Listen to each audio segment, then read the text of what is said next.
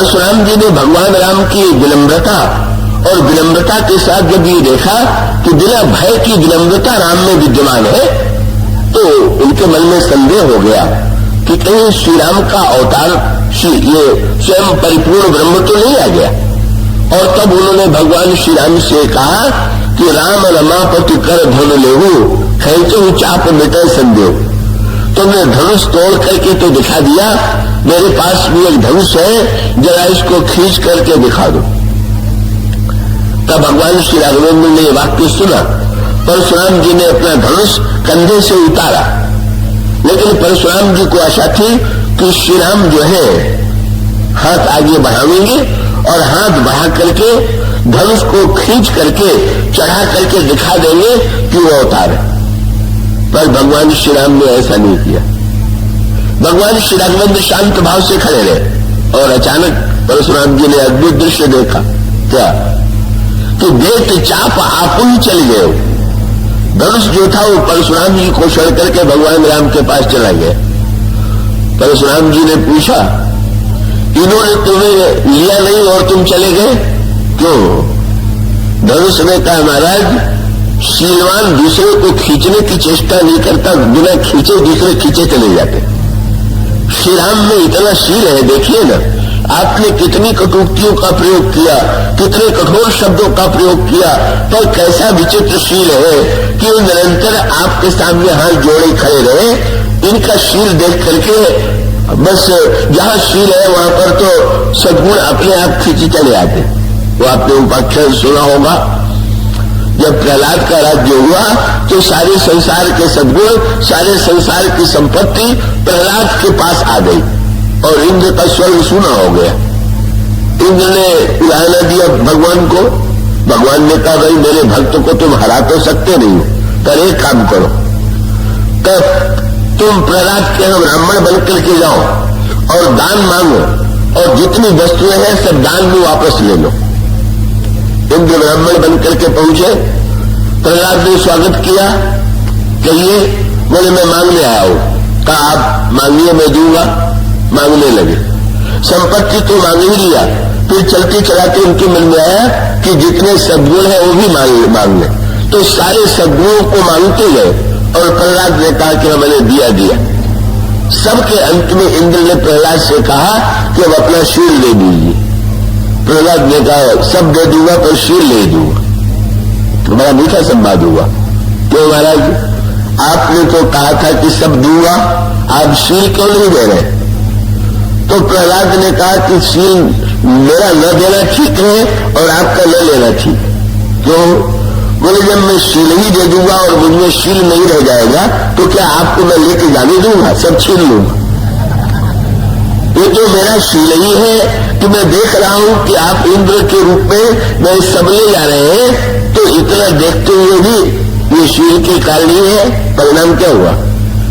पुराणों में वर्णन आता है कि जब इंद्र जाने लगा वस्तुओं को लेकर के, तो इंद्र जिन जिन वस्तुओं को लेकर जा रहा था वो सब के सब प्रहलाद के पास ही लौट आई, क्योंकि शील का जिसमें दिव्य गुण विद्यमान है वहां सारे सद्गुण अपने आप चले आते हैं। धनुष ने और परिणाम क्यों?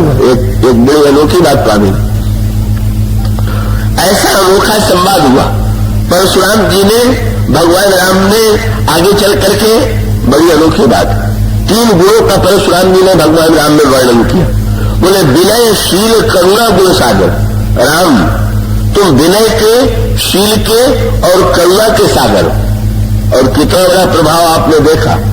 प्रभाव ये है कि ये तीनों श्री राम का गुण देख करके परशुराम जी में इतनी विनय, शील और करुणा आ गई। ये अद्भुत प्रभाव। तीनों जो गुण थे श्री राम के, तीनों की तीनों परशुराम में आ गए। करुणा तो ऐसी आ गई कि आए थे तो उनकी भाषा यही थी कि उलटो मही जहां लगी तो राजू, जनक तेरा जहां तक राज्य में उलट दूंगा। और एक ही बात कह रहे थे कि धनुष तोड़ने वाला अलग खड़ा हो जाए, नहीं तो मैं सबका सिर काट लूंगा। पर इतनी करुणा आई कि उन्होंने शस्त्र उठाना तो दूर रहा, शस्त्र का परित्याग करके चले गए।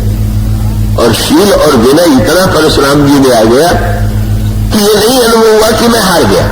बस आप कल्पना कीजिए, श्री राम ने अगर परशुराम जी को हराने की चेष्टा की होती तो परशुराम जी यदि हार भी जाते तो हारने के बाद परशुराम जी के मन में रोष और ग्लानि या क्रोध का उदय होता।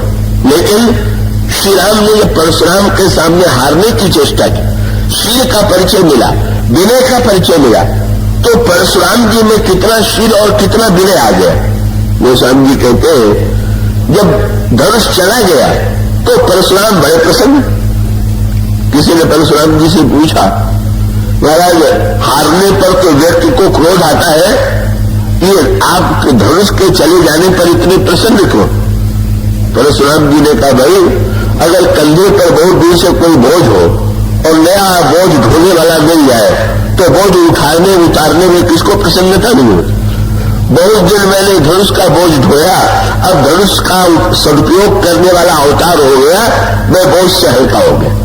और कितना विनय और कितना शील एक क्षत्रिय कुमार के सामने जो बहुत छोटी अवस्था का है और जिन्होंने जीवन भर क्षत्रियों का विरोध किया, भगवान राम के सामने परशुराम जी जाना राम प्रभाव तब पुलक प्रफुल्लित गात जो रूपानी बोले बचन प्रीति हृदय समाज। और शब्द क्या था?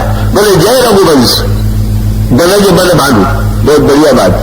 क्या एक जय पराजय हुआ है कि दोनों कहे कि मैं जीतूंगा, और एक जय ऐसी है श्री राम कहते हैं परशुराम जी की जय और परशुराम जी कहते हैं राम की जय, दोनों एक दूसरे की जय।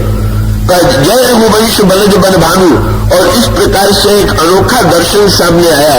परशुराम जी ने मानो इस बात का, इस सत्य का अनुभव किया कि जहां पर जय के लिए प्रयत्न किया जाएगा वहां पर समस्या का समाधान नहीं होगा।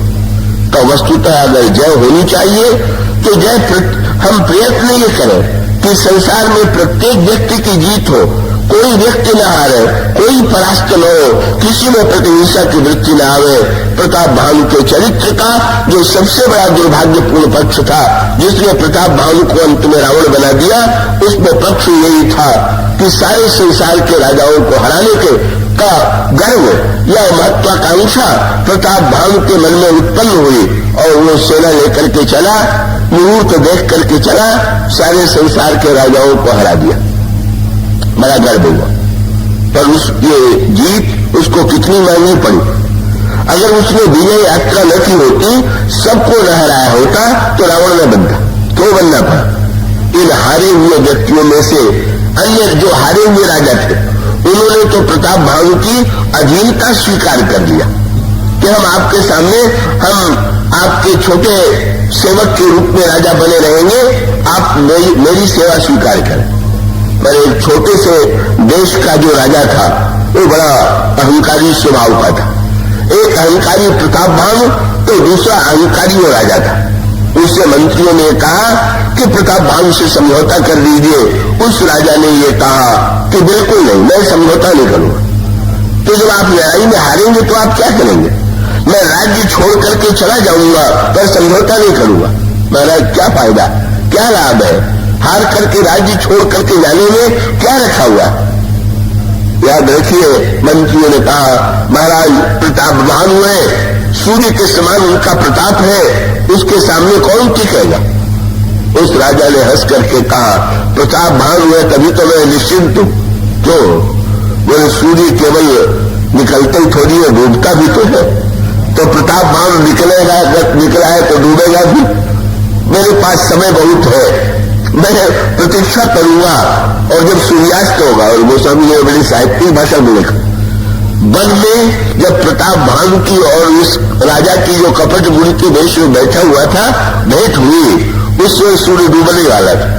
ऐसे समय में उधर सूर्यास्त हो रहा था, यहाँ प्रताप भानु ने कपट मुनि बने हुए राजा के चरणों में जो ही प्रणाम किया, बस मुस्कुराया राजा। और गोस्वामी जी का साहित्य तो अनोखा ही है। गोस्वामी जी कहते हैं आसन दीन अस्तर भी जानी, आसन दिया सूर्य को डूबता देख कर, और ये कहा कि बहुत बढ़िया समय में आए। उन्होंने समझा शायद कोई बढ़िया मुहूर्त होगा। कपूर मुनि का तात्पर्य उधर भी डूब रहा है सूर्य, तो भी डूबने ही वाले हो। इसलिए परिणाम क्या हुआ? मानो एक महत्वाकांक्षा उस, और वो वन में भटकता है और वन में कैसे भटकता है और कैसे भटक करके रावण हो जाता है, इसका परिचय मिलेगा आपको प्रताप बालू के चरित्र में। मानो भगवान श्री राघवेंद्र के वन पथ की जो यात्रा है वो ये बताने के लिए है कि हम कैसे सही सही चले, कि हम दशरथ बने, हम दशमुख न बने। का कैसे मनु वन में गए और वन में जाकर के दशरथ बन करके उन्होंने राम को पाया। वस्तुतः इन जीवन यात्रा का जो सूत्र है भगवान राम की यात्रा में आपके सामने गोस्वामी जी ने प्रस्तुत किया है। इसकी चर्चा अगले दिनों हम करेंगे। आज इतना ही। बोलो श्याम।